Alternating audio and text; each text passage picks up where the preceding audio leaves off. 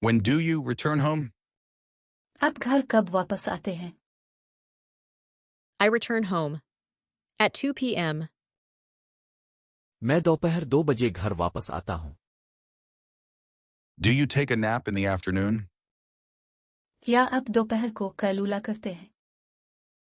Yes, I take a short nap. जी हाँ, मैं थोड़ी देर सोता हूँ। What do you eat for lunch? दोपहर के खाने में आप क्या खाते हैं? I eat rice and curry for lunch. मैं दोपहर के खाने में चावल और सालन खाता हूँ।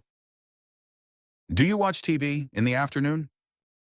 क्या आप दोपहर को टीवी देखते हैं? Sometimes I watch cartoons. कभी कभार मैं कार्टून देखता हूँ। When do you do your homework? आप अपना होमवर्क कब करते हैं? I do my homework in the evening. मैं शाम को अपना होमवर्क करता हूँ।